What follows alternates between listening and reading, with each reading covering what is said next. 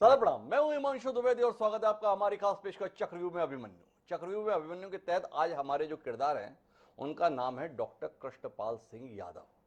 कृष्ण इनके साथ में जुड़ा हुआ है, लेकिन कृष्ण नाम जुड़ जाने से आप चक्रव्यूह को तोड़ने में महारत हासिल कर लें, ऐसा कलयुग में संभव नहीं है। अंतर यह भी है कि वह दौर द्वापर का था, तो इसमें प्रतिद्वंदी जो दल था वह आपके लिए चक्रव्यूह रचा था। अभिमन्यु जिस चक्रव्यूह में फंसा था वह शत्रु पक्ष के द्वारा रचा गया था, पर हमारे किरदार डॉक्टर कृष्णपाल सिंह यादव जिस चक्रव्यूह में फंसे हैं वो चक्रव्यूह उनकी अपनी पार्टी के अंदर ही रचा हुआ दिखाई दे रहा है। भाजपा के सांसद डॉक्टर कृष्णपाल सिंह उर्फ केपी यादव के साथ किस्मत बहुत जल्दबाजी में फैसले लेती रही है। सितारों की चाल बदली तो वे पल भर में अर्जुन बन गए और ज्योतिरादित्य सिंधिया जैसे सियासत के महारथी को रणभूमि में विरत कर दिया। थोड़े ही दिन में वक्त की बेरुखी हुई तो यही अर्जुन अभिमन्यु बना हुआ हमारे सामने आ गया, अपने को ही चक्रव्यूह में फंस गया। इसी पर हमारी आज की ये खास पेशकश है। कृष्णपाल सिंह यादव खांटी कांग्रेस परिवार से संबद्ध रहे।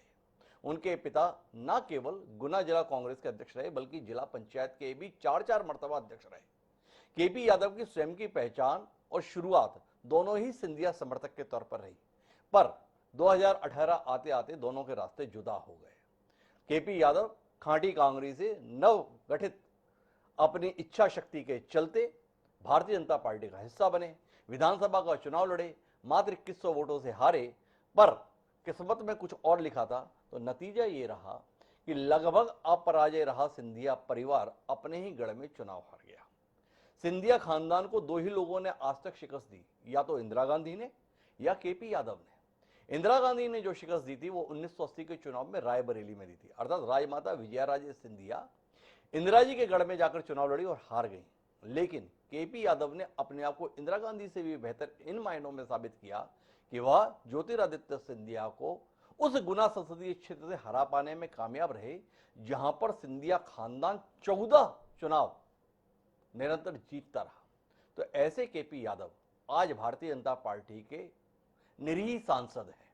माननीय सांसद कहलाने के स्थान पर जनसाधारण में उनकी पहचान इस समय निरीह सांसद के तौर पर इसलिए होने लगी है कि भाजपा की सरकार रहते हुए भी जिस तरीके से प्रशासन के स्तर पर, पार्टी के स्तर पर उनके साथ बेरुखी पूर्ण व्यवहार किया जाता है, उसके चलते वह निरीह ही दिखाई देते हैं। जिस शख्स ने ज्योतिरादित्य सिंधिया जैसे दिग्गज को चुनाव हराया वो आज इतना निरीह क्यों दिखाई दे रहा है, इसी को हम समझने की कोशिश करेंगे, जानने की कोशिश करेंगे कि क्या सिंधिया के आने मात्र से भारतीय जनता पार्टी ने उस उपलब्धि को भुला दिया है जो केपी यादव के माध्यम से उसके हिस्से में आई थी। क्या केपी यादव के पास अब भाजपा में कोई भविष्य बचा है या उन्हें अपनी पूर्ववर्ती पार्टी की ओर रुख करने के संदर्भ में विचार करना चाहिए। समझने की कोशिश ये भी करेंगे क्या सिंधिया और सिंधिया के समर्थक केपी यादव के हाथों मिली हुई हार को पार्टी बदलने के बाद भी पचा नहीं पा रहे हैं, इसलिए उनके साथ ये व्यवहार कर रहे हैं। तो कुल मिलाकर बड़ी दिलचस्प चर्चा रहने वाली है। 4 खास मेहमान हमारे साथ इस चर्चा का हिस्सा बनने के लिए जुड़ चुके हैं, उनसे आपका परिचय कराया, लेकिन उससे पहले देखते हैं वो खास रिपोर्ट जो हमारे साथी अजय त्रिपाठी ने केपी यादव को केंद्र में रखकर तैयार की है। देखिए उस रिपोर्ट का पहला भाग। ये किस हिसाब से की तूने रोशनी तकसीम, सितारे मुझको मिले महताब उसका था। अंग्रेजी में एक कहावत है, बॉस इज ऑलवेज राइट। हर क्षेत्र में इस कहावत पर पूरी तरह से अमल होता है, लेकिन सियासत में कहावत सिरे से खारिज हो जाती है। इसकी हकीकत देखनी है तो हमें चलना पड़ेगा मध्य प्रदेश के गुना संसदीय क्षेत्र। मध्य प्रदेश का ये संसदीय क्षेत्र हमेशा से सिंधिया परिवार के साथ रहा। यहाँ का सांसद कोई न कोई सिंधिया ही रहा, पार्टी कोई भी हो। राजमाता विजयाराजे सिंधिया यहाँ से 6 बार भाजपा सांसद रही। उनके पुत्र माधवराव सिंधिया यहाँ से 4 बार कांग्रेस के सांसद रहे और उनके बाद उनके पुत्र ज्योतिरादित्य सिंधिया 4 बार सांसद हुए। सिंधियास यहाँ के बॉस थे और बॉस इज ऑलवेज राइट। मतदाता सिंधिया को ही वोट देता था क्योंकि भले ही किसी भी पार्टी से वो रहे, लेकिन 2019 के चुनाव में वोटरों ने इस कहावत को सिरे से खारिज कर दिया। लेकिन सिंधिया की बजाय उस शख्स को अपना सांसद चुन लिया जो शख्स महज 1 साल पहले तक सिंधिया का सियासी सिपह सालार था। उस सिपह सालार का नाम था डॉक्टर कृष्णपाल सिंह यादव उर्फ केपी यादव। लोकसभा चुनाव 2019 के लगभग 1 साल पहले तक के केपी यादव सिंधिया की टोटली यस मैन हुआ करते थे। सिंधिया जो भी फैसला करते थे वो केपी के लिए बॉसेस ऑलवेज राइट हुआ करता था। लेकिन मुंगावली के विधायक महेंद्र सिंह कालू खेड़ा के निधन के बाद 2018 में हुए उपचुनाव में बात बिगड़ गई। केपी ने बॉस के सामने चुनाव लड़ने की इच्छा जाहिर की और बॉस ने उसको आश्वस्त भी कर दिया। उन्होंने तैयारियां शुरू कर दी। उन्होंने केपी के बजाय बृजेंद्र सिंह यादव को प्रत्याशी बनवा दिया। गुना शिवपुरी इलाके में सिंधिया की सल्तनत को चुनौती देना नामुमकिन माना जाता था, लेकिन केपी सिंह इस बार नहीं माने। डॉक्टर केपी ने राज करने की ठानी और ये साबित करने के लिए कि boss is not always right, उन्होंने उस कांग्रेस को अलविदा कह दिया जिस कांग्रेस में वो पीढ़ियों से थे। उनके पिताजी रघुवीर सिंह यादव अविभाजित गुना जिले में कांग्रेस की तरफ से जिला पंचायत अध्यक्ष रहे और खुद केपी साल 2004 से लगातार कांग्रेस के लिए काम कर रहे थे। कांग्रेस के लिए काम करते करते सिंधिया के लिए काम करने लगे थे और सिंधिया के सांसद प्रतिनिधि हो गए थे। मुंगावली उपचुनाव के टिकट के फैसले ने सिंधिया और कांग्रेस दोनों से उनका मोह भंग कर दिया और ऐसे में इलाके में अपना वजूद तलाश रही भारतीय जनता पार्टी ने उन्हें अपना बना लिया और 2018 के विधानसभा चुनाव में केपी सिंह यादव की मुंगावली सीट से प्रत्याशी बन गए। 2018 में बीजेपी सरकार के खिलाफ माहौल और उस पर सिंधिया का दबदबा, आखिरकार केपी सिंह यादव ने अपना पहला चुनाव बृजेंद्र सिंह से मात्र 2100 वोटों से वो हार गए। अब वोटों के मामूली अंतर में भाजपा के रणनीतिकारों का एक नया रास्ता दिखाई पड़ गया। बहुत सोच समझकर 2019 के लोकसभा चुनाव में भाजपा के रणनीतिकारों ने केपी यादव को गुना से सिंधिया के खिलाफ भाजपा प्रत्याशी बना दिया और ये फैसला देश की सियासी हलकों में सबसे बड़ी खबर बनकर रह गया। ये मान लिया गया कि सिंधिया की जीत का रास्ता तो भाजपा ने खुद तय कर दिया है। सिंधिया परिवार यहाँ से जीत को लेकर इतना आश्वस्त हो गया कि ज्योतिरादित्य सिंधिया आखिरी दम तक पश्चिमी उत्तर प्रदेश में कांग्रेस के प्रभारी होने के नाते पार्टी का प्रचार करते रहे। गुना शिवपुरी क्षेत्र में प्रचार की कमान उनकी पत्नी प्रियदर्शनी राजे सिंधिया ने संभाल ली थी। प्रचार के दौरान एक दिन महारानी प्रियदर्शनी ने फेसबुक पर एक तस्वीर पोस्ट की जिसमें ज्योतिरादित्य सिंधिया कार के अंदर बैठे थे और केपी यादव कार के पास खड़े होकर सेल्फी लेने की कोशिश में थे। महारानी ने अंग्रेजी में जो कमेंट लिखा उसका भाव था कि कल तक जो लोग महाराज के साथ सेल्फी लेने के लिए लाइन में लगते थे, आज भाजपा ने उन्हें महाराज के खिलाफ प्रत्याशी बनाया है। अब इसे केपी यादव ने दिल पर ले लिया और वो जातीय समीकरणों के साथ पूरी ताकत से प्रचार प्रसार में जुट गए। जब तक ज्योतिरादित्य सिंधिया पश्चिमी उत्तर प्रदेश का प्रचार प्रसार अभियान पूरा कर अपने क्षेत्र में अभियान की कमान संभालने आए, तब तक तो एहसास होने लगा था कि थोड़ी देर हो गई है। लेकिन गुना संसदीय क्षेत्र का इतिहास और सिंधिया परिवार का इस पूरे इलाके में दबदबा संदेह पर हावी रहा। आखिरकार 23 मई 2019 को एक नया सियासी इतिहास रच गया। ग्वालियर के महाराज और अजय योद्धा ज्योतिरादित्य सिंधिया चुनाव हार गए। लाइन में लगकर सेल्फी लेने वाले केपी यादव ने रण में अर्जुन बनकर गुना शिवपुरी संसदीय क्षेत्र को जागीर समझने वाले भीष्म को जमीन पर लटा दिया। वो पार्टी के लिए एक पल में अपरिहार्य बन गए। साल भर बीते बीते सियासी समीकरण बदलने लगा और आखिरकार मार्च 2020 में सिंधिया उसी भाजपा के माननीय हो गए जिस भाजपा ने केपी को अर्जुन बनाकर सिंधिया को शिकस्त दी थी। ज्योतिरादित्य सिंधिया को चुनाव हरवाने के लिए केपी यादव का अर्जुन की तरह उपयोग किया और अब जब ज्योतिरादित्य सिंधिया कांग्रेस छोड़कर भाजपा में आ गए हैं तो केपी यादव की स्थिति अभिमन्यु की जैसी हो गई है। महाराज ज्योतिरादित्य सिंधिया सिर्फ भाजपा में ही आ नहीं गए बल्कि भाजपा के पालनहार भी बन गए। अपने साथ 28 विधायक लेकर आए महाराज सिंधिया ने मध्य प्रदेश में एक बार फिर भाजपा की सरकार बना दी। 15 साल की तपस्या के बाद सत्ता में आई कांग्रेस की सरकार को 15 महीने में रुखसत करवा दिया गया। सत्ता में वापसी हो गई तो पूरी भाजपा महाराज के एहसानों के तले दबी सी दिखाई पड़ी। करीब 1 साल तो ऊहापोह में गुजर गया, लेकिन जब सिंधिया राज्यसभा सांसद बन गए तो फिर मोदी कैबिनेट का हिस्सा बन गए। उनका दबदबा और बढ़ गया। उनकी चमक में केपी यादव का प्रभार अपने आप फीका सा पड़ गया। अब इस बात को भाजपा के नेता भी समझ रहे हैं, भाजपा के रणनीतिकार भी समझ रहे हैं, लेकिन महाराज के सामने कोई कुछ बोल नहीं पा रहा। आखिरकार केपी सिंह को ही परेशान होकर भाजपा के राष्ट्रीय अध्यक्ष के सामने अपना दुखड़ा रोना पड़ा। उनको चिट्ठी लिखनी पड़ी जिसमें ये बताया गया कि सिंधिया वाली भाजपा के लोग किस तरह से बेअदबी से पेश आते हैं।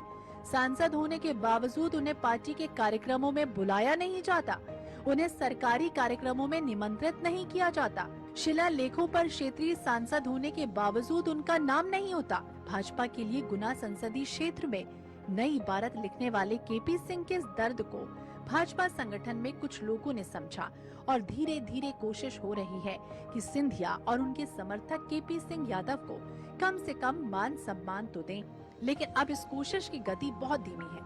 केपी यादव उस चक्रव्यूह में उलझकर अभिमन्यु बनते जा रहे हैं, जिससे उनकी अपनी भाजपा, अपने महाराज और अपने पुराने साथियों ने मिलकर चुना है।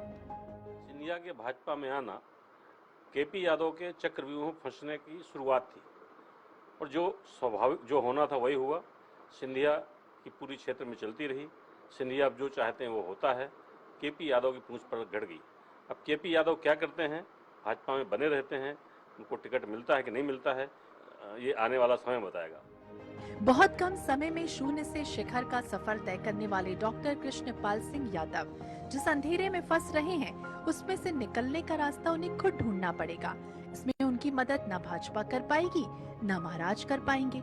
मदद तो सिर्फ वो मतदाता कर पाएंगे जिन्होंने केपी की चुनावी पालकी को अपने कंधे पर बिठाकर उन्हें सत्ता के सिंहासन तक पहुंचाया है। वो मतदाता पर ही भरोसा करेंगे तो निश्चित ही चक्रव्यूह को तोड़कर बाहर निकल पाएंगे। उन्हें दमदारी के साथ मानना पड़ेगा कि अंधेरे के आगे ही रोशनी मिल पाएगी। जिंदगी एक इम्तिहान है, इम्तिहान का डर नहीं, हम अंधेरों से गुजरकर रोशनी कहलाएंगे। अजय त्रिपाठी, INH 24/7 भोपाल। तो हम अंधेरों से गुजरकर रोशनी कहलाएंगे, पर अंधेरों से गुजर पाएंगे क्या? अंधेरों से पार पाएंगे? यही तो सवाल है और इसी सवाल का उत्तर खोजने की कोशिश इस कार्यक्रम में हम करेंगे, जिसमें हमारे साथ मददगार हो रहे हैं कांग्रेस पार्टी के दिग्गज राजनेता, उस अंचल में सिंधिया के खासे विरोधी की पहचान कांग्रेस में रहते हुए भी रखने वाले हरिवल्लभ शुक्ला जी। हमारे साथ भारतीय जनता पार्टी की ओर से कृष्णा घाड़गे जी हैं, भाजपा प्रदेश कार्य समिति के सदस्य हैं, पर उनकी पहली पहचान सिंधिया समर्थक के तौर पर ही है।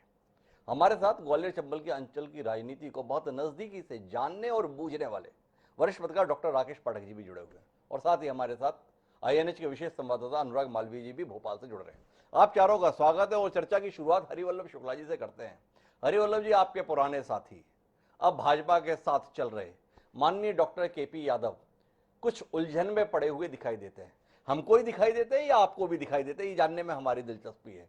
उनकी स्थिति उस क्षेत्र में कैसी है जहां के आप भी निवासी हैं, जहां के आप विधायक रहे हैं, जिस संसदीय क्षेत्र का प्रतिनिधित्व डॉक्टर केपी यादव करते हैं, उस क्षेत्र में आप निवास करते हैं।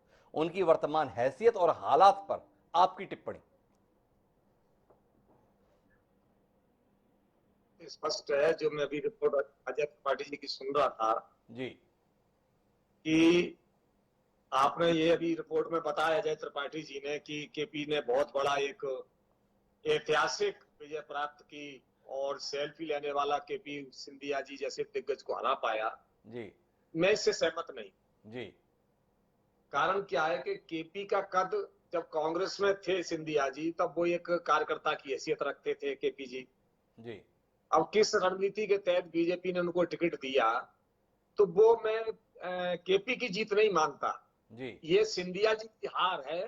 जी, जो संसदीय क्षेत्र में सिंधिया जी ने लगातार जनता की आकांक्षा को नकारा, जी, कांग्रेस के जो कार्यकर्ता थे उनको नकारा, जी, जो कांग्रेस के जनाधार वाले नेता थे उनको साइडलाइन करके और जो जी हजूरी करने वाले भांड टाइप के जो लोग थे उनको अपने आसपास रखा। इससे सारी जनता में और सारे कांग्रेस नेताओं में नाराजगी फैल गई जी, और उस नाराजगी को दूर करने का सिंधिया जी ने कोई प्रयास नहीं किया। तो एक स्पष्ट रूप से मैं कहना चाहता हूं कि केपी यादव की जीत नहीं है, ये सिंधिया जी की हार है। जी, अब आपने दूसरा सवाल किया कि उनकी स्थिति क्षेत्र में क्या है, तो उनकी स्थिति क्षेत्र में जो पहले थी वो आज है। जी, उनको ये समझना चाहिए कि बीजेपी जिसमें वो केपी यादव गए जी, और सिंधिया जी, जी, दोनों ही लोकतंत्र का सम्मान कभी नहीं किया। जी, ना बीजेपी की आस्था लोकतंत्र में है, ना सिंधिया जी की आस्था लोकतंत्र में है। जी, अगर बीजेपी की आस्था लोकतंत्र में होती तो इतनी बड़ी विजय प्राप्त करने के बाद केपी यादव का कद बीजेपी में बढ़ना चाहिए था। जी, सिंधिया जी को हराने के बाद कैबिनेट में मोदी की में उनको कैबिनेट मंत्री नहीं तो राज्य मंत्री के रूप में तो लेना ही चाहिए था। जी, तो वो सम्मान बीजेपी ने नहीं किया।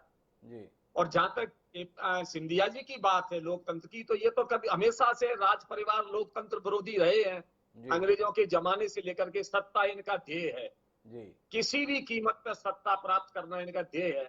अगर सिंधिया जी का जरा भी लोकतंत्र में विश्वास होता जी तो चुनाव हारने के बाद वो बिल्कुल ऐलान करते कि भाई कहां मुझसे गलती हुई है, मैं 5 साल सड़क पर रह के जनता के बीच में जाऊंगा, जनता से संवाद करूंगा, पूछूंगा कि भाई मुझसे गलती कहां हुई। अब वो कहते हैं मैं तो जन सेवा के लिए आया हूं, तो जन सेवा तो 5 साल बिना पद के भी की जा सकती थी। जी लेकिन ये लोग बिना सत्ता के, जैसे मछली बिना पानी के जिंदा नहीं रह सकती, जी ये राजे महाराजे बिना सत्ता के जिंदा रह नहीं सकते। तो ये दोनों ही लोकतंत्र विरोधी हैं। और इसीलिए आज केपी की स्थिति वही है जो चुनाव लड़ते वक्त थी। ना उस वक्त उनका कोई ज्यादा कदकाठी था, ना आज कोई कदकाठी है। हरिवल जी, आपकी बातें में थोड़े विरोधाभास है, मैं उन पर और थोड़ी स्पष्टता चाहता हूं। आपने बताया कि केपी यादव की जीत थोड़ी थी, सिंधिया जी की हार थी। सिंधिया जी का जो तौर तरीका था, सिंधिया जी का जो अभिमान था, सिंधिया जी के जो क्रियाकलाप थे, उसके चलते जनता ने हराया। पर सिंधिया जी के खिलाफ तो भाजपा ने पहले एक से एक दिग्गजों को उतारा। आप भी आजमाइश किए थे, नरोत्तम मिश्रा भी आजमाइश किए थे, सम्मान्य जयभान सिंह पवैया को भी मैदान में उतारा था, मुकाबले में भी नहीं टिके ये तमाम नामचीन लोग। और केपी यादव आए तो जड़ से उखाड़ दिए।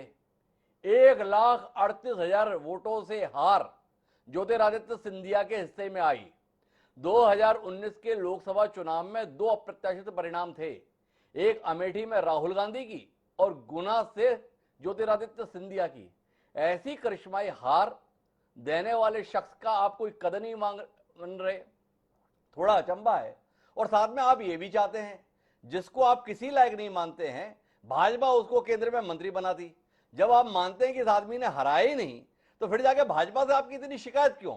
ये दोनों सवाल मेरे जहन में है, थोड़ा उत्तर मिलेगा आपसे? जी हाँ, बिल्कुल मिलेगा। मैं कहना चाहता हूं कि जो समीकरण हुए, जब मैं चुनाव लड़ा सिंधिया जी से, जी तो मैंने बीजेपी ज्वाइन नहीं की थी। जी मेरी शर्त ये थी कि मैं आपके सिंबल पर चुनाव लड़ूंगा, बीजेपी ज्वाइन नहीं करूंगा। जी और उस वक्त अडवाणी जी ने, उमा भारती जी ने और संजय जोशी जो राष्ट्रीय संगठन महामंत्री थे, अटल जी, इन सब ने मेरी शर्त मानी और मुझको सिंबल पर चुनाव लड़ाया। जी लेकिन आप देखिए कि मेरे प्रचार में जो पहले इन लोगों ने तय किया था कि सभी बड़े दिग्गज नेता आएंगे, ना तो अटल जी मेरे प्रचार में आए, जी ना अडवाणी जी मेरे प्रचार में आए, ना सुषमा स्वराज मेरे प्रचार में आई, ना अरुण जेटली मेरे प्रचार में आए। कोई दिग्गज नेता बीजेपी का मेरे प्रचार में नहीं आया, पहली बात। जी दूसरी बात जो मैं आपको बताना चाहता हूं कि जो गुना शिवपुरी संसदीय क्षेत्र में 5 विधायक बीजेपी के थे।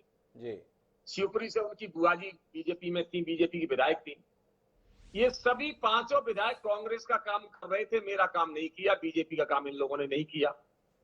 इसलिए मैं जो है लगभग 80-82 हजार वोटों से चुनाव हार गया, जबकि मैं 2 विधानसभा में सिंधिया जी हारे थे, मैं चुनाव जीता था।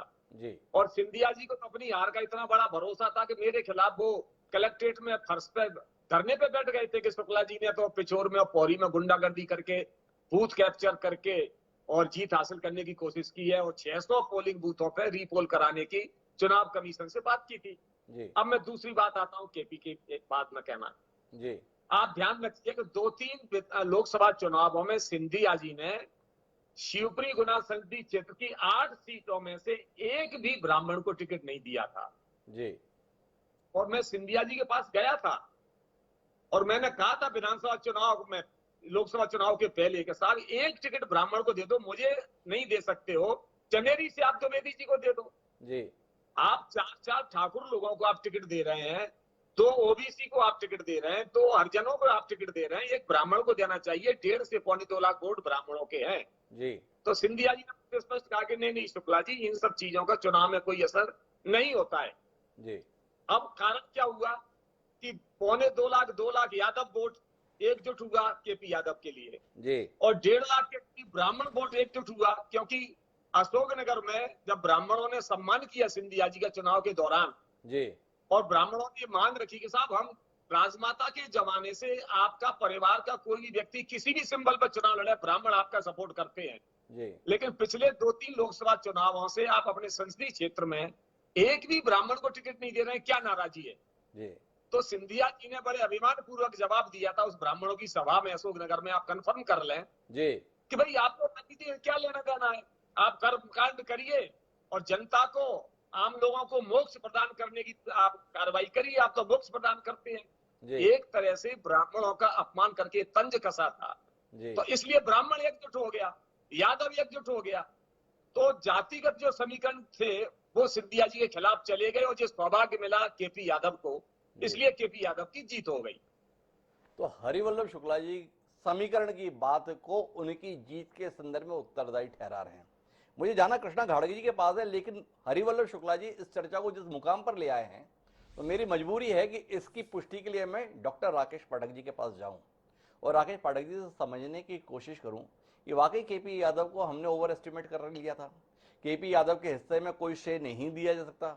केपी यादव ब्रजेंद्र प्रताप सिंह यादव से चुनाव हारने के बाद भी यादवों के इतने बड़े नेता हो गए कि वह सिंधिया जी के खिलाफ पूरे यादवों को एकजुट कर ले गए। कैसे कर ले गए, ये जानने में मेरी दिलचस्पी है। राकेश पाठक जी, थोड़ा आपसे रोशनी मिले कि वाकई केपी यादव एक हादसा थे, इसलिए इससे ज्यादा उनको महत्व नहीं मिलना चाहिए, तो वो उस हादसे के तहत जितना मिलना था मिल गया। अब भाजपा जो कर रही है उसमें शिकायत कैसी, और केपी यादव को अपने भविष्य को लेकर कोई उम्मीद कैसी, आपकी प्रतिक्रिया? हरिवल्लभ जी जो कह रहे हैं आंशिक रूप से मैं उससे सहमत हूं कि ये सिंधिया की हार तो थी जी, लेकिन किसी भी लोकतांत्रिक प्रणाली में विजेता को इससे कमतर नहीं आंक सकते कि हारने वाला अपने अपने तौर तरीकों से, अपने आचार व्यवहार के कारण हार गया। जी इससे हम उसको एक पासंग भी कम नहीं कर सकते कि केपी यादव का अपना परिश्रम था, उसकी अपनी उनकी अपनी जनता के बीच में संपर्क था। निश्चित तौर पर इसमें कहीं ना कहीं ज्योतिरादित्य सिंधिया के अपने तौर तरीकों का भी योगदान होगा उनकी पराजय में। जी ये पराजय निश्चित तौर पर मध्य प्रदेश और देश की राजनीति में बहुत दिनों तक याद रखे जाने वाली बात है। जी देखिए, ज्योतिरादित्य सिंधिया जब राजनीति में आए उनके पास अपने पिता की बहुत लंबी विरासत थी, आधी सदी से अधिक की जी अपराजेय विरासत। माधवराव सिंधिया अपराजेय रहे आजन, वे कभी कोई चुनाव नहीं हारे। जी ज्योतिरादित्य सिंधिया राजनीति में आने के बाद 4 बार लोकसभा सदस्य रहे, 2 बार केंद्र में मंत्री रहे। जी उस वक्त जब वे चुनाव हारे, भारतीय राष्ट्रीय कांग्रेस के राष्ट्रीय महासचिव थे। जी ऐसे बड़े कद के नेता को हराए जाने वाले को जाइंट किलर कहा जाता है। जी तो डॉक्टर केपी यादव को जाइंट किलर मानने से हम इसलिए इनकार नहीं कर सकते कि ज्योतिरादित्य सिंधिया अपने ही क्रियाकर्मों की वजह से हार गए। जी तो एक तो ये कि मैं पूरा सम्मान देना चाहता हूँ केपी यादव की जीत को। जी इस कई कारण थे, बहुत छोटी छोटी चीजें कई बार बड़ी घटनाएं बन जाती। जी आपने अपने इंट्रो में जिस सेल्फी वाली घटना का जिक्र किया, आदरणीय प्रियदर्शनी राजे जी ने जब केपी का टिकट घोषित हुआ तो उन्होंने जो अपने सोशल मीडिया के जितने उनके प्लेटफॉर्म थे उस पर उन्होंने वो फोटो लगाई कि कल तक जो सेल्फी के लिए तरसते थे, दौड़ते थे या लाइन में लगते थे, वे आज महाराज के खिलाफ चुनाव लड़ रहे हैं। लगभग उसी तरह की बात हो गई कि जैसे महाभारत का ये युद्ध है जी जिसके लिए माना जाता है कि द्रौपदी ने जो कहा था अंधों के अंधे ही होते हैं, जी और उस वजह से अंत में महाभारत युद्ध हुआ। यद्यपि ये प्रामाणिक तथ्य है कि द्रौपदी ने वाक्य कहा ही नहीं। जी खैर, हम वर्तमान पर लौटते हैं। द्वापर का आपने भी जिक्र किया था। कलयुग में जब आते हैं तो किसी भी सभ्य समाज में, लोकतांत्रिक देश में, कोई किसी के खिलाफ चुनाव लड़े, आप उसको ये कहकर अपमानित नहीं कर सकते कि कल तक सेल्फी के लिए तरसते थे। जी राजनारायण जब इंदिरा गांधी के खिलाफ चुनाव लड़े थे रायबरेली में, तो इंदिरा गांधी का कद उस समय अपराजेय और बहुत बड़ा कद था। आपातकाल की तानाशाही वाली छवि उनके साथ थी। उससे पहले बांग्लादेश बना चुकी थी, इत्यादि इत्यादि। लेकिन तब भी किसी को यह अधिकार नहीं था कि प्रधानमंत्री के खिलाफ चुनाव लड़ने वाले व्यक्ति को इस तरह कम तरह आंका जाए। तो जी। मुझे लगता है उस चीज ने भी उस चुनाव में केपी सिंह को सहानुभूति दी वोटरों की, लोगों की, कि यार इस तरह से तो आप किसी को अपमानित न कीजिए। जी अब आते हैं केपी की वर्तमान दशा पर। जी मैं क्रमशः सभी बिंदुओं को समेट रहा हूँ। जी केपी के साथ इस वक्त जो हो रहा है वो सचमुच भई गति सांप छछूंदर केरी हो गई। जी पार्टी को ज्योतिरादित्य सिंधिया की वजह से छोड़कर आए थे, आज उनकी उस पार्टी में ज्योतिरादित्य सिंधिया आ गए, और न केवल आ गए बल्कि इतने बड़े कद और अपरिहार्य परिस्थितियों के साथ आए कि आज भारतीय जनता पार्टी कम से कम मध्य प्रदेश में ज्योतिरादित्य सिंधिया पर आश्रित है। जी निरपेक्ष रूप से ज्योतिरादित्य सिंधिया इस सरकार को बनाने का कारक है, उसका श्रेय उन्हें जाता है, इससे कोई इनकार नहीं कर सकता। और धीरे धीरे वे अपना कद वहां पहुंचा चुके हैं जहां उनकी मर्जी इस तरह चलती है कि खासतौर से ग्वालियर चंबल संभाग में तो वे जो चाहते हैं वो हो रहा। जी अब आप देखिए बीजेपी क्या कर रही और खुद सिंधिया के साथी लोग क्या कर रहे हैं। आपने उस चिट्ठी का जिक्र किया जिसमें केपी यादव ने अपना टुकड़ा रोया जेपी नड्डा साहब से, जी बहुत सारी बातें। जिन जिला स्तर की समितियों का अध्यक्ष सांसद होता है से प्रिसाइड ओवर करना होता है। जी उन कमेटियों में भी कलेक्टर बुलाते नहीं है गुना शिवपुरी के उन्हें। ये सचमुच में एक प्रोटोकॉल का उल्लंघन है, एक लोकतांत्रिक व्यवस्था का इसका परिहास है। जी आप मखौल उड़ा रहे हैं किसी व्यवस्था का, और वो आपकी पार्टी का सांसद है। अब सिंधिया जी बीजेपी में केंद्र में मंत्री है। जी और अभी 1.5 दिन पहले उनके ही खासम खास ज्योतिरादित्य सिंधिया के खासम खास महेंद्र सिंह सिसोदिया ने 2019 की हार को जनता की भूल बता दिया। जी। यानी फिर एक बार जनता मतदाता का अपमान किया आपने कि अगर जनता ने केपी यादव को हराया था तो वो भूल थी, जी कमल की जीत माने भूल। तो अब ये लगातार केपी सिंह का जो अपमान हो रहा है, ये अख्तर नजमी साहब के एक शेर के साथ अपनी बात खत्म करूंगा जी कि वो जहर देता तो सबकी नजर में आ जाता, जी वो जहर देता तो सबकी नजर में आ जाता, तो किया यूं कि वक्त पर दवा न थी। तो इस वक्त केपी सिंह को वक्त पर दवा कोई नहीं दे रहा, ना शिवराज सिंह दे रहे हैं, ना वीडी शर्मा दे रहे हैं, ना जेपी नड्डा ने उस चिट्ठी पर कोई प्रतिक्रिया जाहिर की। तो वे सचमुच में अपने राजनीतिक जीवन के एक संक्रमण काल से, भंवर काल से निकल रहे हैं कि एक ज्योतिरादित्य सिंधिया को हराने वाला व्यक्ति आज अपनी उसी पार्टी में हाशिए पर पहुंच गया है। ये सचमुच उनके भविष्य के लिए भी प्रश्नवाचक चिन्ह है। प्रश्नवाचक चिन्ह है। कई सारे मुद्दे डॉक्टर राकेश पाठक ने अपनी बात के अंतर्गत शामिल कर दिए हैं, और इनका उत्तर लेने के लिए मैं कहां जाऊं? कृष्णा घाड़गे जी के पास, भारतीय जनता पार्टी की प्रदेश कार्य समिति के सदस्य हैं, उन्हीं से पूछ लेते हैं। उल्लेख कर रहे हैं डॉक्टर राकेश पाठक जी, सारे चैनल पे चल रहा है। महेंद्र सिंह सिसोदिया बता रहे हैं, महाराज आपका तो बड़ा मन है, अब 2019 में जनता से भूल हो गई थी, छोड़िए उसको। भाजपा को वोट दिया जाना तक भूल करार दिया जा रहा है। जब पार्टी को वोट मिलना भूल है तो फिर केपी सिंह यादव की हम कोई हैसियत क्या माने? क्या बोलते हैं कृष्णा जी? वाकई केपी यादव से भी भूल हो गई। सिंधिया जी के आने के बाद भी वो भाजपा में बने हुए हैं। भूल सुधारनी चाहिए उन्हें, जनता भी भूल सुधारे और केपी यादव भी भूल सुधारे। सुधारने की बात नहीं है। केपी यादव जी हमारे भारतीय जनता पार्टी के सांसद हैं और वो वहाँ सर जीत के आए हैं, और उसका पूरा श्रेय भारतीय जनता पार्टी के संगठन को, श्री नरेंद्र मोदी जी प्रधानमंत्री जी को, शिवराज सिंह चौहान जी के विकास कार्यों को और उनकी स्वयं की मेहनत को जाता है। इसमें कोई दो राहे नहीं है। और जैसा कि आपने कहा कि श्री महेंद्र सिंह सिसोदिया जी ने कहा है कि जनता की भूल है, जनता की भूल नहीं है।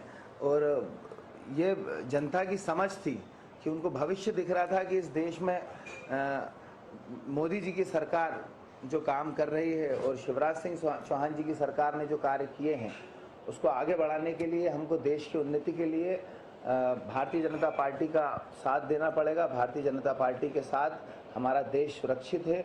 उसी विचारधारा को लेकर उन्होंने भारतीय जनता पार्टी को वोट दिया था, जिसके फलस्वरूप केपी यादव जी विजय हुए थे। दूसरी बात, शुक्ला जी जो हमारे कांग्रेस के वरिष्ठ नेता हैं जी, उन्होंने जैसा कि बताया, मैं उनको बड़ी गंभीरता से सुन रहा था और मैं उनको काफ़ी अच्छे से जानता भी हूँ कि जिस प्रकार की बातें आज वो कर रहे हैं उसमें कोई तर्क नहीं था।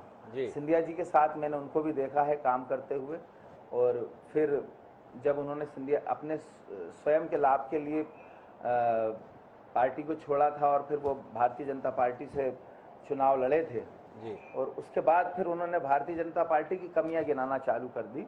भविष्य में पार्टियां इधर उधर हो सकती हैं, कभी भी किसी व्यक्ति को किसी कारणवश इधर से उधर जाना पड़ता है, लेकिन उसको ये भी इस चीज़ का भी ध्यान होना चाहिए कि आज हम किसी चैनल पे बैठ के किसी पार्टी की बुराई इसलिए कर रहे हैं क्योंकि हम वहाँ से जीत नहीं पाए, और उसके बाद हम ज्योतिरादित्य सिंधिया जी जैसे जो आज हमारे वरिष्ठ नेता हैं, केंद्र में मंत्री हैं, जिन्होंने हमेशा से ग्वालियर चंबल संभाग के विकास कार्यों के लिए हमेशा अग्रसर रहकर काम किया है, और उनके विषय पे ऐसी चर्चा करना बड़ा अशोभनीय लगता है। बड़ा अशोभनीय है। हरिवल्लभ शुक्ला जी ने ऐसा कह दिया, ऐसा कृष्णा घाड़गे जी आपको लग रहा है, पर माननीय ज्योतिरादित्य सिंधिया जो आपके बड़े आदरणीय नेता हैं, माननीय महेंद्र सिंह सिसोदिया जी जो आपकी शिवराज सिंह जी की सरकार के सम्माननीय मंत्री हैं, वो सार्वजनिक मंच पर बैठकर एक जना ये बोल रहा है 2019 में जनता से भूल हुई।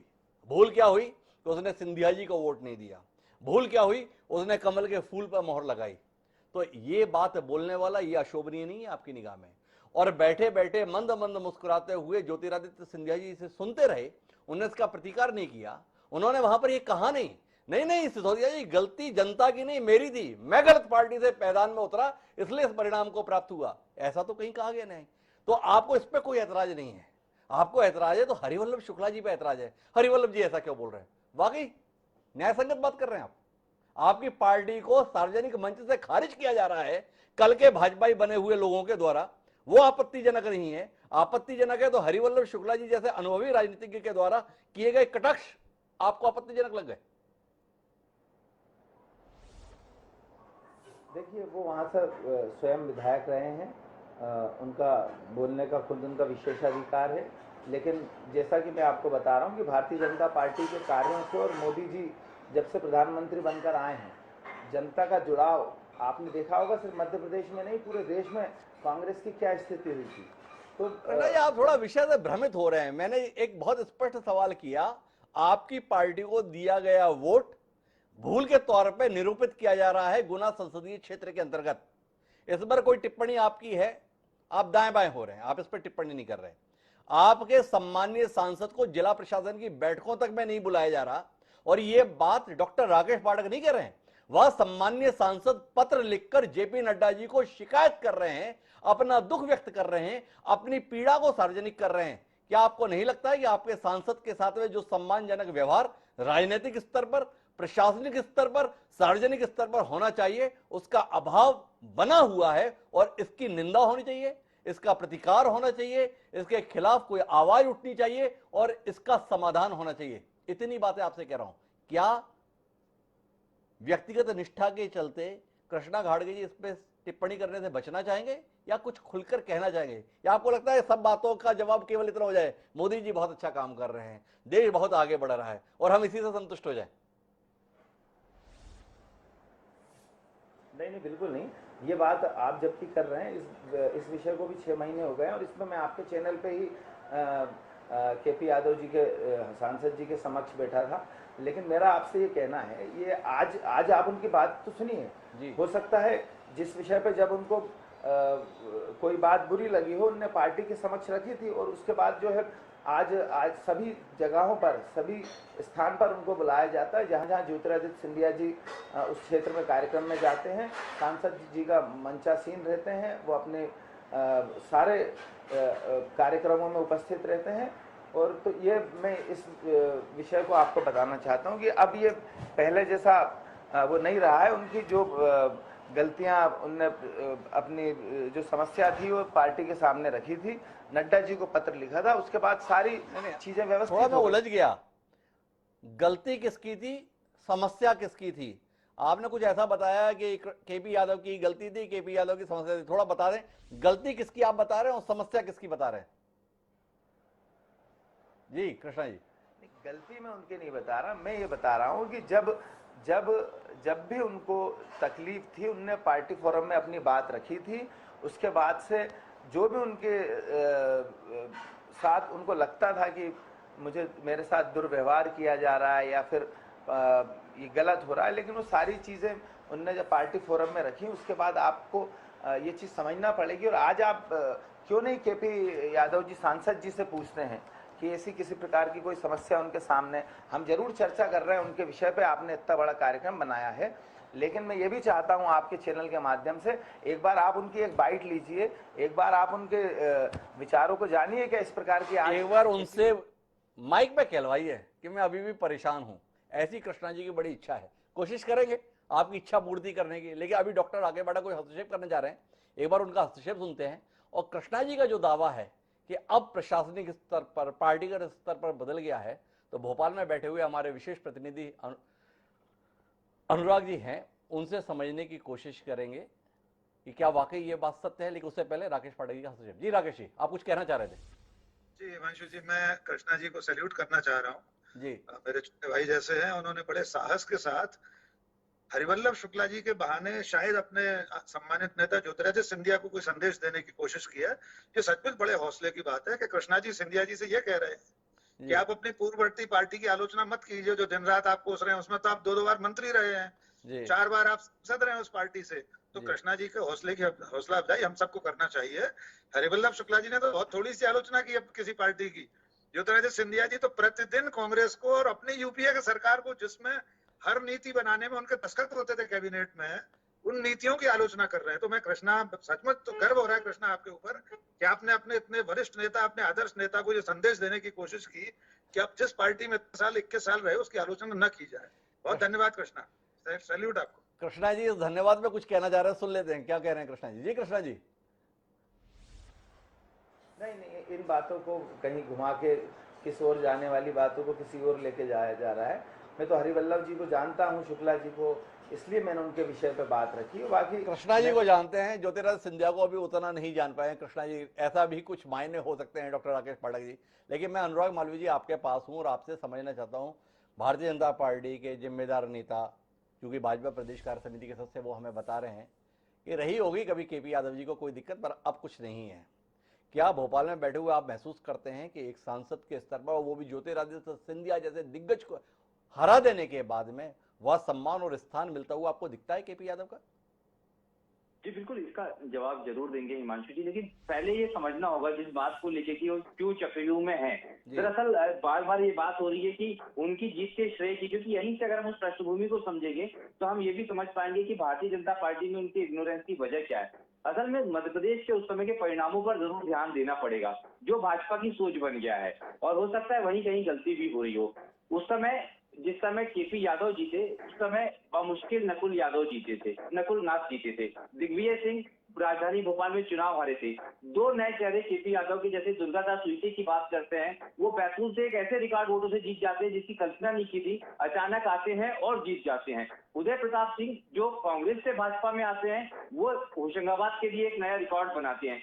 ये वो तमाम बातें हैं जिसको कहीं ना कहीं भारतीय जनता पार्टी पार्टी स्तर पर मानकर चलती है। भाजपा की सोच ये हो रही है कि उस समय मोदी लहर, वो तमाम फैक्टर्स थे जिसके कारण केपी यादव जीत गए। केपी यादव अपने दम पर नहीं जीते। इसलिए हम देखेंगे कि जब ज्योतिरादित्य सिंधिया भारतीय जनता पार्टी में नहीं आए थे, वो एक जो शॉर्ट टर्म पीरियड था, उस समय भी केपी यादव वो लड़ाई लड़ रहे थे। हमने देखा था कि उन्होंने उस समय भी जब जिला कार्य समिति की बैठक हुई थी तो बहुत ज्यादा नाराजगी जताई थी और वो उस बैठक से उठ के जाने लगे थे। तो कहीं ना कहीं भारतीय जनता पार्टी डेफिनेटली, अगर हम जब भी ग्वालियर, चंबल, गुना की बात करेंगे तो निश्चित रूप से सिंधिया फैक्टर वहां पे पूरा प्रभाव डालता है। लेकिन केपी यादव के इग्नोरेंस को लेकर भारतीय जनता पार्टी या तो शुरू से मानसिकता बना के बैठी थी कि थोड़े दिनों बाद ज्योतिरादित्य सिंधिया को भाजपा में आना है, या फिर भारतीय जनता पार्टी ये मान के ही चल रही थी कि केपी यादव का कोई महत्व ही नहीं है। तो फिर ज्योतिरादित्य सिंधिया के आने के बाद या ज्योतिरादित्य सिंधिया के केपी यादव के लिए पॉजिटिव होने के बाद उनको महत्व मिलने लगे, ऐसे बिल्कुल संभव नहीं है। और कल की बात हो, आज की बात हो, जेपी नड्डा ने पत्र लिखा, जेपी नड्डा जी को पत्र लिखने के बाद में कोई रिएक्शन आया, ऑर्गेनाइजेशन लेवल पे कोई समझाई, भाजपा प्रदेश अध्यक्ष जिस तरह से रिएक्ट करते हैं कई दफा कि कार्यकर्ताओं को महत्व मिलना चाहिए, मंत्रियों को बुला के, उस तरह केपी यादव के लिए कहा गया, ये ऐसा बिल्कुल नहीं हुआ। लेकिन केपी यादव शायद ये समझ गए, क्योंकि कृष्णा गार्गे जैसा दावा कर रहे हैं वैसी कहीं ना कहीं केपी यादव को समझ आ गई इस तरह की, पॉलिटिकल मैच्योर होने की कोशिश की उन्होंने किसी दबाव में, ये भी हो सकता है। हाँ, ये जरूर है कि अब केपी यादव भोपाल आते हैं तो उस तरह के बयान नहीं देते। केपी यादव पहले मीडिया के बीच में बहुत ही फ्लुएंटली आते थे, बोलने की कोशिश करते थे, अब मीडिया से दूर भागने की कोशिश करते हैं। अंतर आया है, लेकिन शिकायतें कम हुई है ये कहा जा सकता है, इग्नोरेंस कम हुआ ये कहना थोड़ा सा फिलहाल मुश्किल होगा। शिकायतें नहीं कर रहे हैं, लेकिन उनकी उपेक्षा के संदर्भ में हालात बदल गए, ऐसा अनुराग मालवीय भोपाल में बैठकर महसूस नहीं करते हैं। हरिवल्लभ जी को हस्तक्षेप करने जा रहे हैं, पहले हरिवल्लभ जी का हस्तक्षेप सुनते हैं और फिर आप उनके भविष्य के संदर्भ में, अर्थात केपी यादव के भविष्य के संदर्भ में हरिवल्लभ जी से समझने की कोशिश करते हैं। पहले हरिवल्लभ जी का अपना हस्तक्षेप। जी हरिवल्लभ जी। मैं ये कहना चाहता हूँ हिमांशु जी जी कि कृष्णा गाडगे मेरे छोटे भाई जैसे हैं जी, हमारे साथ कांग्रेस में बहुत काम किया है, सिंधिया जी के साथ कांग्रेस में रहे हैं, और सिंधिया जी के साथ ही मेरा ऐसा वो है कि वो बीजेपी में गए हैं जी। तो अगर बीजेपी का पक्ष जानना था तो आपको प्योर बीजेपी के किसी आदमी, किसी नेता को साथ में बहस में शामिल करना था, डिबेट में जी। उससे आपको ईमानदारी से वो बता पाते बीजेपी नेता, क्योंकि आज तो चाहे वो प्रभात झा हो, चाहे वो जयवान सिंह पवैया हो, चाहे अनूप मिश्रा जी हो, जो जितने भी ओरिजिनल बीजेपी के नेता रहे, जो 24 घंटे व्यंग बाण चलाते रहते थे सिंधिया पर और सिंधिया जी के खिलाफ में न जाने क्या कैसे आरोप लगाते, तो सबने चुप्पी साध ली है। तो आप गाडगे जी से कैसे उम्मीद करते हैं कि वो बीजेपी के भी आप में कोई ऐसी अरे बात हरिवल्लभ करेंगे? जी, वो यथार्थी तो है जिसके चलते कृष्णा घाटगे जी यहाँ बैठे हैं। जैसे मूल भाजपाइयों की आप बात कर रहे हैं, उनमें साहस बचा कहाँ है खुल के बोलने का? यही तो दुविधा हो गई है। केपी यादव इसी दुविधा का तो शिकार है, इसी पर तो इतनी पूरी बातचीत है। लेकिन आपसे जानना ये चाहता हूं कि क्या आप ज्योतिरादित्य सिंधिया की राजनीति को बहुत नजदीकी से देखे हैं? आपने माधवराव सिंधिया की राजनीति को भी बहुत नजदीकी से देखा था, और राजमाता विजया राजे सिंधिया के संदर्भ में भी आपके पास में कम से कम देखने का अनुभव रहा है, भले उनके साथ आपने सियासत कितनी की नहीं की। आपसे जानना ये चाहता हूं कि ज्योतिरादित्य सिंधिया जिस किस्म की सियासत करते हैं, ज्योतिरादित्य सिंधिया का जो स्वभाव है, जो लहजा है, जो अंदाज है, उसको देखते हुए क्या आपको केपी यादव का भाजपा में कोई भविष्य दिखाई देता है? सिंधिया इस समय जिस तरीके से हावी हैं, डॉक्टर राकेश पाठक हमें बता रहे हैं, क्या उस परिस्थिति के बीच में सिंधिया हंता डॉक्टर केपी यादव का कोई राजनीतिक भविष्य भाजपा में आपको दिखाई देता है, या आपको लगता है सिंधिया जी कांग्रेस से भाजपा में चले गए, समय आ गया है जब केपी यादव विचार करें घर वापसी के संदर्भ में?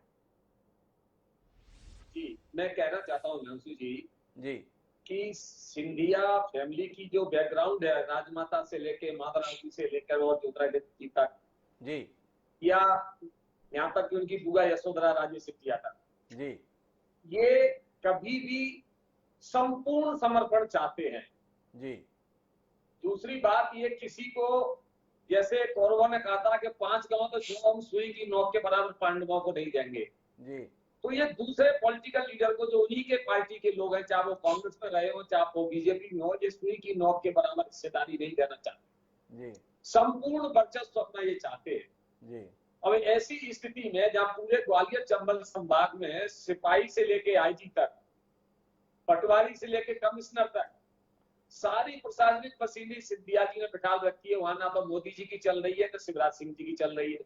जी दूसरे पॉलिटिकल अगर मैं बात करूं तो जितने बीजेपी के नेता थे वो ऊपर हाईकमान का रुख देख करके मोदी जी का, अमित शाह का जो एकदम खुला सपोर्ट सिंधिया जी को दे रहे हैं, तो सारी सेकंड लाइन लीडरशिप बीजेपी की शांत हो गई है, सहम गई है, डर गई है। जी अब बात आती है केपी यादव के भविष्य की। जी निश्चित रूप से केपी यादव और सज्जन, शांत, धीर गंभीर प्रकृति के व्यक्ति हैं। जी जिन परिस्थितियों में वो है इस वक्त, तो मैं ये कहना चाहता हूं कि जब तक वो फायरी नेतृत्व का एक सहारा नहीं लेंगे, आक्रामक अगर वो अपनी मुद्रा तैयार नहीं करेंगे, पार्टी के भीतर, पार्टी के मंच पर अग्रेसिव होकर के वो अपनी हक की लड़ाई नहीं लड़ेंगे, तो वो समय दूर नहीं है जब उनको दूध में से मक्खी की तरह निकाल दिया जाएगा। और सिंधिया जी और सिंधिया परिवार जिसमें एक बार अविश्वास कर ले, उसको वो कभी माफ नहीं करते हैं। इन्होंने तो उनको चुनाव हराया है, तो सिंधिया की लिस्ट में ये कभी माफी नामे के हकदार नहीं होंगे। इनका भविष्य अंधकारमय है। जी पर मैंने जो बात पूछी आपसे कांग्रेस में वापसी के संदर्भ में, उसमें मौन क्यों रह गए? असहमति है आपकी ऐसे किसी प्रयास के संदर्भ में, या आपको लगता है कांग्रेस में आ भी जाएंगे तो भविष्य नहीं है, तो अंधकार भाजपा में भी, अंधकार कांग्रेस में भी, तो जहां है वही बने रहे? अंधकार से अंधकार की यात्रा क्यों की जाए? अंधकार से रोशनी की ओर यात्रा की जाती है, अंधकार से अंधकार की यात्रा थोड़ी होती है। ना कांग्रेस का भविष्य है और ना ही अब केपी यादव का कोई भविष्य है, ऐसी कोई बात है क्या? नहीं हिमांशु जी, मैं कहना ये चाहता हूं कि इतनी हिम्मत उनमें है क्या केपी यादव में? जी इतनी हिम्मत अगर उनमें होगी तो वो तो पार्टी में ही फाइट कर लेते। पार्टी में तो फाइट ही नहीं कर पा रहे। जी और अगर पार्टी में उनको अपना भविष्य नहीं दिख रहा, तो यंग है, नौजवान है, अभी 35-40 साल की उनकी, 40 के मेरे ख्याल से उम्र होगी, 42-45 साल की, जी अभी बहुत लंबा राजनीतिक जीवन है उनका। इतना बड़ा चुनाव जीतने के बाद, सिंधिया जी जैसे दिग्गज को हराने के बाद, अब पार्टी उनको 2 टके का भाव नहीं दे रही, जी ये कटु शब्द बोल रहा हूं मैं पार्टी के लिए, जी तो उन्हें अपना रास्ता इख्तियार करना चाहिए। उसके लिए उनको बहुत बड़े जज्बे की और हिम्मत की जरूरत है, और मुझे नहीं लगता कि वो हिम्मत और जज्बा दिखा पाएंगे। वो इसलिए मैं हिम्मत और हौसले की जरूरत है। इतनी हिम्मत या हौसला वो दिखा पाएंगे, इसकी उम्मीद दिखाई नहीं दे रही हरिवल्लभ जी को, इसलिए मामला अंधकारपूर्ण है। पर मैं थोड़ा दूसरे पहलू पर जाना चाहता हूं डॉक्टर राकेश पाठक जी। हम ज्योतिरादित्य सिंधिया जी के संदर्भ में उल्लेख करते हैं तो उनके अहंकार के संदर्भ में बात करने लगते हैं, सिंधिया खानदान की मनोवृत्ति के संदर्भ में बात करने लगते हैं। पर क्या डॉक्टर केपी यादव में जीत के बाद वो विनम्रता रही जो एक नेता के संदर्भ में होनी चाहिए। एक उल्लेख आपसे साझा करना चाहता हूं। डॉक्टर केपी यादव के पिता नहीं रहे, ज्योतिरादित्य सिंधिया ने शोक व्यक्त करने के लिए उनके घर आने का कार्यक्रम बनाया था। डॉक्टर केपी यादव ने स्पष्ट तौर पर सार्वजनिक रूप से इंकार कर दिया वो क्यों आ रहे हैं। क्या आपको लगता है इस प्रकार का अव्यवहारिक रुख किसी सम्मान के संदर्भ में रास्ता खोल सकता है? क्या आपको नहीं लगता है कि जीत के साथ में ही डॉक्टर केपी यादव ने उस सामाजिक शिष्टता को, उस सामाजिक संस्कार को, उस विनम्रता को खो दिया जो वस्तुतः उनसे अपेक्षित होनी चाहिए? इसके संदर्भ में कोई टिप्पणी करना चाहेंगे आप? देखिए हिमांशु जी, जहां तक जीत के बाद आचार व्यवहार में परिवर्तन का प्रश्न है, आमतौर पर हमने सभी राजनेताओं में देखा है यह परिवर्तन। जी केपी यादव का जो आप एक उदाहरण दे रहे हैं, किसी शोक के अवसर पर सिंधिया जी आना चाहते थे, जी तो मैं बिल्कुल स्पष्ट कहूंगा कि यह व्यवहार केपी यादव का उचित नहीं था। जी ज्योतिरादित्य सिंधिया एक वरिष्ठ नेता है, सम्मानित नेता है, और अब तो उनकी ही पार्टी में है, जी तो उन्हें इस तरह का व्यवहार नहीं करना चाहिए। और अंत में आपके आचार व्यवहार का जो भी नतीजा होता है वो जनता देती है। जी हमने कम से कम मैंने एक बार भी ज्योतिरादित्य सिंधिया के व्यवहार में अहंकार शब्द का इस्तेमाल नहीं किया। जी उनके राजनीतिक तौर तरीकों, आचार व्यवहार, जनता के साथ संवाद, संपर्क, विकास कार्यों में उनकी जो पहल रही होगी उसको लेकर मैंने कहा था। और अब भी मैं ये मानता हूँ कि अगर केपी यादव अब इस तरह का व्यवहार रखेंगे तो जनता अगली बार उन्हें खारिज कर देगी। जी जनता ने इस देश में बड़े से बड़े फैसले से आईना दिखाया है। हमारे आदरणीय परम पूज्य अटल बिहारी वाजपेयी और इंदिरा गांधी हो, ये अजय लोग थे अपने समय में, ये भी चुनाव हारे। ज्योतिरादित्य सिंधिया अपने घर में, अपने गढ़ में चुनाव हार गए, तो केपी यादव कौन से ऐसे अपराजय राजनेता हो गए कि एक चुनाव के बाद भी हार नहीं सकते। तो आप बार बार उनके भविष्य की बात कर रहे हैं। हम सब लोग राजनीतिक विश्लेषक हैं, हम सिर्फ नजर रख सकते हैं घटनाओं पर, भविष्यवक्ता नहीं है। लेकिन जिस देश में बड़े से बड़े राजनेता एक दूसरे की पार्टियों में आ रहे हैं, जा रहे हैं, अगर ज्योतिरादित्य सिंधिया बीजेपी में जा सकते हैं तो केपी यादव के लिए कौन सा कठिन काम है कि वे कांग्रेस में लौट आए। एक बात आपने शायद कहा कि, या शायद हरिवल्लभ जी ने कहा कि उनमें साहस की कमी है, वो बदल पाएंगे कि नहीं।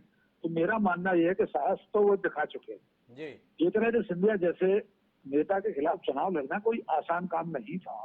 हमारे आप जैसे लोग भी, आप यकीन मानिए उस दिन जब मतगणना हो रही थी, मैं भी उस वक्त एक चैनल हेड था, मुझे विश्वास नहीं हो रहा था जब मेरा गुना शुक्ति के ब्यूरो चीफ मुझे बता रहे थे कि महाराज इतने से पीछे चल रहे हैं, अब इतने से हो गए।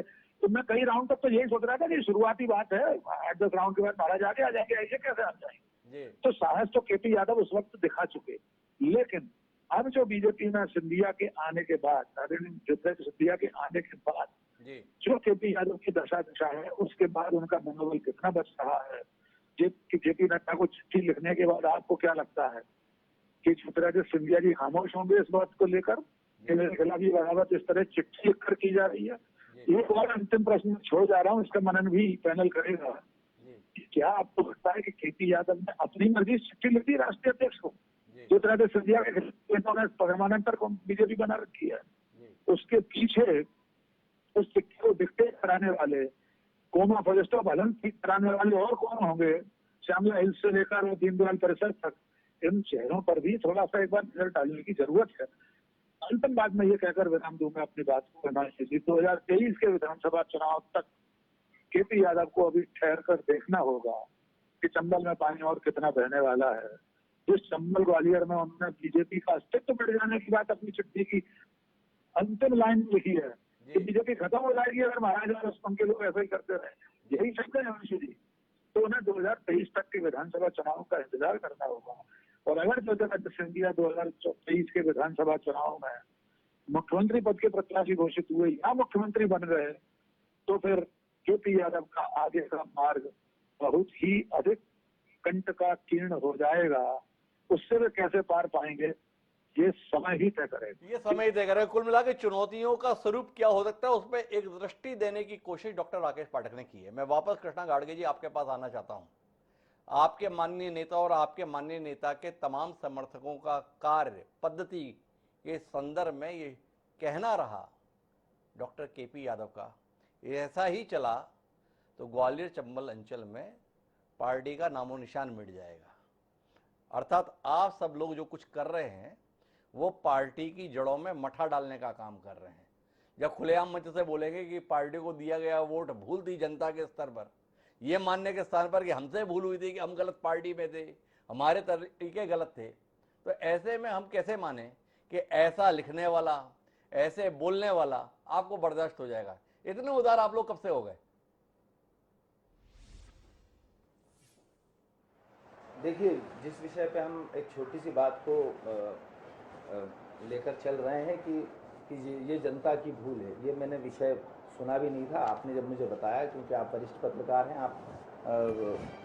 आपके चैनल पे हमेशा अच्छी खबरों को दिखाया जाता है, तो ये उनका व्यक्तिगत विषय होगा, क्योंकि वो वहाँ से जनप्रतिनिधि वहाँ के हैं, तो उनका व्यक्तिगत विषय हो सकता है। लेकिन भारतीय जनता पार्टी का काम करने का तरीका है, और आज हम विकास कार्यों पे बात नहीं कर पाए 1 घंटे की डिबेट में, लेकिन आपने देखा होगा पिछले 4-5 बार से ग्वालियर चंबल संभाग में जब भी ज्योतिरादित्य सिंधिया जी जा रहे हैं, तो विकास कार्यों की बड़ी योजनाओं को आयाम दे रहे हैं। कल भी वो मुख्यमंत्री जी के साथ ग्वालियर जा रहे हैं, तो हम इस पर भी हमें ये सोचना चाहिए था कि एक चर्चा इस पर भी होना चाहिए, जिस पे ज्योतिरादित्य सिंधिया अच्छा कृष्णा जी, मैं छोड़िए आपसे बिल्कुल मर्म की बात पूछता हूं।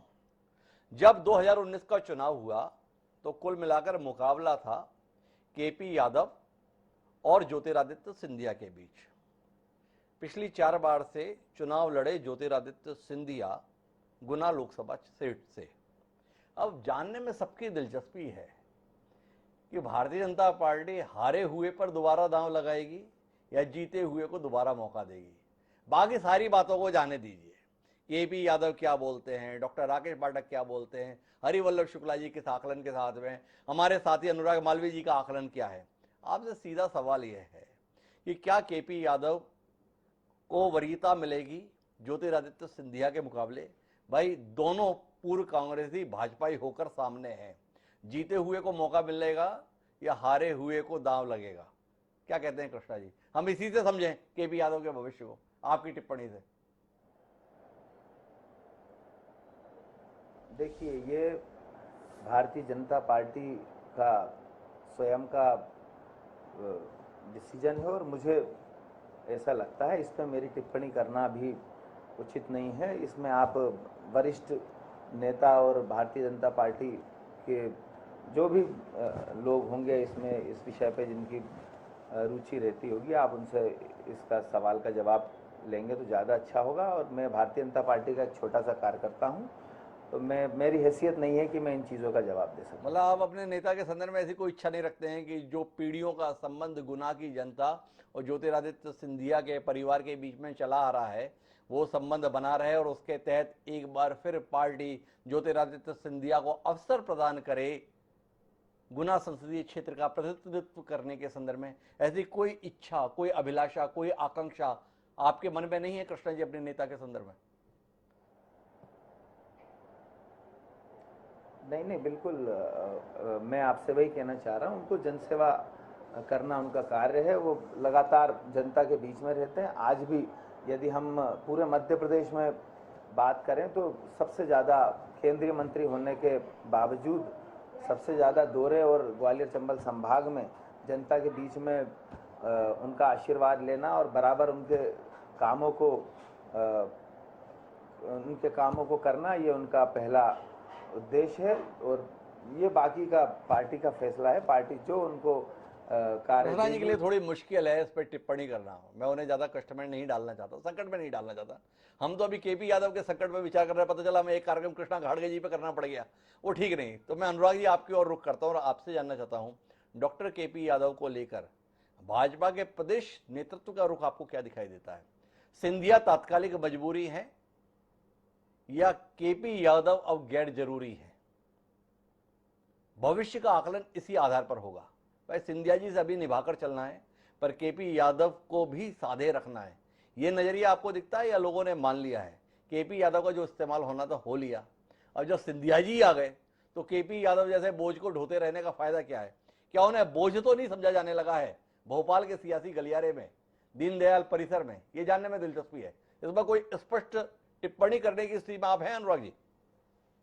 देखिए बहुत स्पष्ट है, इसमें कुछ बहुत ज्यादा ऐसा नहीं है कि इसमें कोई कंफ्यूजन होगा। सारा सिनेरियो बहुत स्पष्ट है। केपी यादव को लेकर अगर हम बात करते हैं, दो बड़े कारण, ज्योतिरादित्य सिंधिया और उनके साथ में ब्रजेंद्र सिंह यादव, इनको इस फैक्टर में जरूर शामिल करना पड़ेगा, क्योंकि हम देखते हैं उस संसदीय क्षेत्र में एक बहुत महत्वपूर्ण है यादव वोट बैंक। आपने दोनों ऑप्शंस पे कहीं ना कहीं आप फतह हासिल कर लिए। आपको लगता है कि ज्योतिरादित्य सिंधिया का वो कद है, भले ही हार गए हों, क्योंकि हमें भारतीय जनता पार्टी शुरू से ही ये सोच रही है कि वो मोदी लहर और अपने कारण जीती है, और ज्योतिरादित्य सिंधिया के प्रति थोड़ी बहुत नाराजगी है, उसके कारण केपी यादव का योगदान वो शुरू से नहीं मान रही। ऊपर से ब्रजेंद्र सिंह यादव जीत के आते हैं, उनको आपने मंत्री बना दिया है। पूरी तरह से केपी यादव की जो उपयोगिता भारतीय जनता पार्टी के लिए कहीं थोड़ी बहुत दिख रही थी पिछले दफा, क्योंकि ज्योतिरादित्य सिंधिया कांग्रेस में थे, उनके साथ ब्रजेंद्र सिंह यादव और तमाम वो चेहरे कांग्रेस में थे, वो खत्म हो गई है केपी यादव की। और यही कारण है, हम बिल्कुल देखते हैं भारतीय जनता पार्टी प्रदेश कार्यालय की बात करें या अन्य बैठकों की बात करें, यहाँ तक कि जिन बैठकों में सांसद मौजूद होते हैं, क्षेत्र की बात करते हैं, जब जिला कोर कमेटी की बैठक होती है और फीडबैक दिया जाता है, केपी यादव की उपस्थिति नाम मात्र होती है, या जिस तरह की होती है, जब वो वापस आते हैं उनके चेहरे का मूड बताता है कि अब उनका वो कद नहीं है, और वो खुद अपने आप को इतना इनसिक्योर महसूस कर रहे हैं, या खुद महसूस कर चुके हैं कि भविष्य में शायद उनको टिकट नहीं मिलेगा। जी, तो कुल मिलाकर अगर हम इस बातचीत के मर्म पे पहुंचे तो सिंधिया का भाजपा में प्रवेश केपी यादव के लिए चक्रव्यूह रचने की शुरुआत नहीं थी, बल्कि पूरा चक्रव्यूह रच गया के तौर पर महसूस हुआ, और केपी यादव की छटपटाहट जाहिर होती है।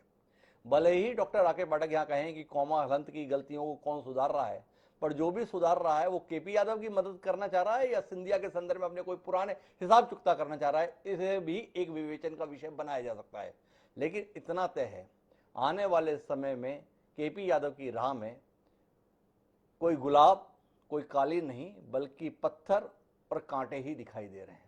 अब केपी यादव अपने हुनर से क्या इन कांटों को उखाड़ पाएंगे, क्या इन पत्थरों को हटा पाएंगे, और जो केपी यादव के संदर्भ में अनुराग मालवीय की टिप्पणी है कि वो भारतीय जनता पार्टी के लिए गैर जरूरी महसूस होने लगे हैं, क्या जनता के बीच में कुछ ऐसा करेंगे जिसके तहत उनका जनाधार साबित हो, और जैसी मजबूरी आज सिंधिया विधायकों के कारण बने हुए हैं, मतदाताओं के चलते केपी यादव जरूरी के रूप में दिखाई दे।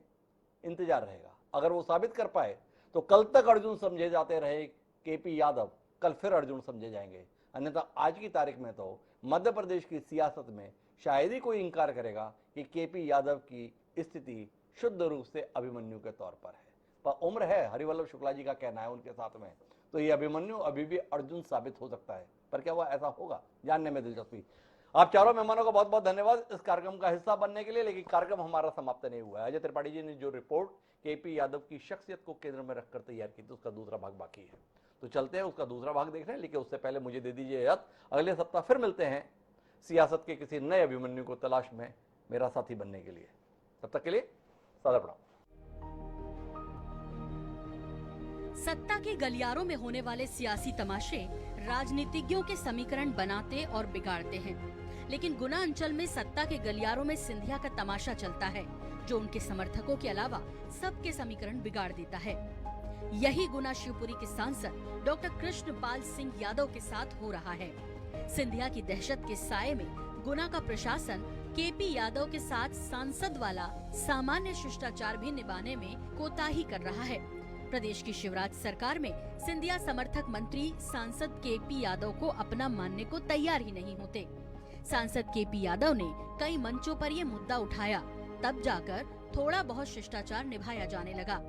उनके द्वारा भाजपा के राष्ट्रीय अध्यक्ष जेपी नड्डा को पत्र लिखने के बाद विवाद को सुलझाने की कमान खुद ज्योतिरादित्य सिंधिया ने संभाली, और बहुत दिनों बाद चुप्पी तोड़ते हुए उन्होंने कहा कि केपी यादव उनके परिवार के सदस्य हैं, और अगर परिवार में कहीं थोड़ी बहुत कुछ कमी है तो सब ठीक कर लिया जाएगा। इसके बावजूद पिछले 2 साल में ऐसे मौके बहुत कम आए जब ज्योतिरादित्य सिंधिया और केपी यादव का आमना सामना किसी सार्वजनिक कार्यक्रम में हुआ हो। किसी मंच पर दोनों साथ हुए भी तो दोनों के लहजे में बहुत औपचारिकता साफ दिखाई पड़ती रही। केपी यादव ने पहले की तरह ज्योतिरादित्य सिंधिया के नाम के साथ महाराज जैसे तमाम विशेषण जोड़कर संबोधित नहीं किया, बल्कि सीधे केंद्रीय मंत्री ज्योतिरादित्य सिंधिया कहकर संबोधन दिया। गुना शिवपुरी अंचल में सिंधिया के लिए इस तरह का संबोधन भी सिंधिया समर्थकों के प्रोटोकॉल में अनुशासनहीनता माना जाता है। ऐसे में इस बात की संभावना कम ही महसूस हो रही है कि भाजपा संगठन की कोशिशों के बावजूद सिंधिया समर्थकों और केपी यादव के बीच सामंजस्य बैठ पाएगा। असल में सिंधिया और उनके समर्थकों को आज की चिंता है कि कैसे महाराज का दबदबा कायम रहे, लेकिन भाजपा संगठन को कल की चिंता है। संगठन महसूस करता है कि गुना का सियासी इतिहास बदलने की घटना सिर्फ भाजपा के दम पर नहीं हुई है, बल्कि इसमें केपी यादव का अपना जमीनी नेटवर्क और उनके समाज के वोटरों की भूमिका भी महत्वपूर्ण है। ऐसे में परेशान केपी अगर भाजपा का साथ छोड़ देते हैं तो भाजपा को इस इलाके में सियासी नुकसान हो सकता है। इसलिए संगठन के स्तर पर लगातार सामंजस्य बैठाए जाने की कोशिश हो रही है। लेकिन जिन सिंधिया के आभा मंडल के आगे भाजपा के तमाम क्षेत्रीय दिग्गज नेताओं नरेंद्र सिंह तोमर, डॉक्टर नरोत्तम मिश्रा, वीडी शर्मा जैसे नेताओं का भी वजूद कमजोर दिखाई पड़ता है, उसमें केपी यादव जैसे छोटे नेता का वजूद कैसे मजबूत हो पाएगा? ये सवाल सत्ता और सियासत के गलियारों में गूंज रहा है। इसका सिर्फ औपचारिक जवाब ही भाजपा संगठन के पास होता है, इसलिए विवाद खत्म होने के बजाय अंदर ही अंदर सुलग रहा है और इसकी तपिश गुना, शिवपुरी, अशोकनगर तीनों जिलों की गलियों और चौराहों पर होने वाली सियासी चर्चाओं में साफ महसूस की जा सकती है। इससे भी आगे भोपाल और दिल्ली में भाजपा के प्रादेशिक और राष्ट्रीय मुख्यालय में भी ज्योतिरादित्य सिंधिया बनाम केपी यादव की सियासी जंग चर्चा का विषय रहती है। लेकिन अभी तक कहीं से कोई ऐसा हल निकल नहीं पाया कि ये शीत युद्ध खत्म हो जाए। इसलिए शीत युद्ध पर कांग्रेस की नजरें टिक गई हैं। वो सिंधिया समर्थकों और भाजपा को लेकर अपने द्वारा गढ़े गए टिकाऊ और बिकाऊ के नारे के साथ खेल का हिस्सा बन रही है। कांग्रेस कहती है कि भाजपा ने अपनी यूज एंड थ्रो की नीति के तहत केपी यादव का उपयोग कर उन्हें हाशिए पर कर दिया है। यह उम्मीद भारतीय जनता पार्टी से ही की जा सकती है कि वो अपने बड़े स्वार्थ के लिए अपने छोटे कार्यकर्ताओं का किस तरह राजनीतिक मर्डर किया जाता है उसमें उसे महारत हासिल की है, और अपने ही कार्यकर्ता का राजनीतिक हत्या यदि करवाना हो तो भारतीय जनता पार्टी की विचारधारा से सीखना चाहिए, और यही उनने केपी यादव जी के साथ किया है। चुनावी जंग में इतिहास रचने वाले डॉक्टर केपी यादव को अब तक ये महसूस हो गया है कि चुनावी मौसम को छोड़कर सियासी गलियारों में धमक उन्हीं की होती है जिन पर सत्ता का वरदहस्त होता है। ऐसे में ज्योतिरादित्य सिंधिया के कद की बराबरी वे संगठन के दम पर भी नहीं कर सकते। इसलिए अब धीरे धीरे केपी यादव अपने बदले अंदाज में दिख रहे हैं। उन्होंने अपने संबोधन में जहां सिंधिया परिवार के प्रति राजशाही से जुड़े तमाम विशेषणों को निकाल दिया, वहीं प्रशासनिक बैठकों में भी आक्रामक भूमिका में दिखाई पड़ते हैं। वो तीनों जिलों के प्रशासन को सट्टा और जुआ के लिए जिम्मेदार ठहराते हुए इसे रोकने की हिदायत देते हैं। उनका ये अंदाज प्रदेश के सियासी गलियारों में नई हलचल पैदा करता है। ऐसे में केपी यादव के साथ गुना, शिवपुरी, अशोकनगर में भाजपा का वह खेमा धीरे धीरे कमजोर होता जा रहा है जो इस इलाके में सिंधिया समर्थकों के दबदबे के आगे दबा हुआ महसूस करता है। पूरे इलाके में अलग तरह के सियासी समीकरण बन रहे हैं। ये समीकरण केपी यादव को भले ही चक्रव्यूह से बाहर ना निकाल पाएं, लेकिन भाजपा को बड़ा नुकसान कर सकते हैं। केपी यादव की नजर अब पंचायत और नगरीय निकाय चुनावों पर टिक गई है। इन चुनावों में उनकी भूमिका भाजपा में उनके भविष्य का फैसला कर सकती है। अगर जातीय समीकरण के आधार पर उनका प्रभाव चुनाव में महसूस कर लिया गया तो भाजपा के लिए वो सिंधिया के बावजूद अपरिहार्य नेता बने रहेंगे। ऐसे में सिंधिया को समझाइश देने और अपने समर्थकों को नियंत्रण में रखने के लिए भाजपा का हाईकमान भी सिंधिया से बात कर सकता है। गुना शिवपुरी के सियासी हलकों में इसकी आहट साफ महसूस की जा सकती है। निकाय और पंचायत चुनाव के लिए नेताओं के बीच होने वाली चर्चाओं में ये मुद्दा प्रमुखता से उठता है। भाजपा के मूल नेता और कार्यकर्ता मानते हैं कि अगर सिंधिया और केपी यादव के बीच शीत युद्ध इसी तरह चलता रहा तो इसका नुकसान पार्टी को इन चुनावों में हो सकता है। इसलिए कोर कमेटी जैसी बैठक में ये मुद्दा उठाया जाता है और संगठन से इसमें हस्तक्षेप करने का अनुरोध किया जाता है। हालांकि भाजपा औपचारिक तौर पर इसे स्वीकार नहीं करती कि गुना में कोई शीत युद्ध उसके नेताओं के बीच चल रहा है। पार्टी मानती है कि सिंधिया हो या केपी यादव, सभी भाजपा की रीति और नीति पर काम करते हुए संगठन को मजबूत करने में लगे हैं। केपी यादव ना तो किसी तरह से हाशिए पर हैं और ना ही किसी चक्रव्यूह में फंसे हैं। वे भाजपा के सम्मानित नेता हैं और सांसद हैं। वे एक समर्पित कार्यकर्ता के रूप में पार्टी के लिए काम कर रहे हैं। केपी यादव जी हमारे पार्टी के युवा सांसद हैं और बड़ा उनका सम्मान है। अभी भी जितने भी दौरे होते हैं केपी यादव जी, चाहे भारतीय जनता पार्टी का संगठन का कार्यक्रम हो या सरकार का कार्यक्रम हो, उसमें सम्मिलित होते हैं, क्योंकि वो उस क्षेत्र के सांसद हैं। केपी यादव ने धीरे धीरे अपने आप को बदलना शुरू कर दिया है। अब भाजपा को भी बदलना पड़ेगा। उसे समझना होगा कि राजा और रंक के बीच की लड़ाई में जनता ने केपी का साथ दिया था, जिसे भाजपा अपनी उपलब्धि मान बैठी। केपी यादव को भाजपा की यही गलतफहमी दूर करनी पड़ेगी, तभी एक बार फिर चक्रव्यूह से बाहर निकलकर अर्जुन की भूमिका में आ पाएंगे। नहीं तो बहुत छोटी राजनीतिक उम्र में वो सियासी रण क्षेत्र में अभिमन्यु बन जाएंगे। अजय त्रिपाठी, INS 24/7 भोपाल।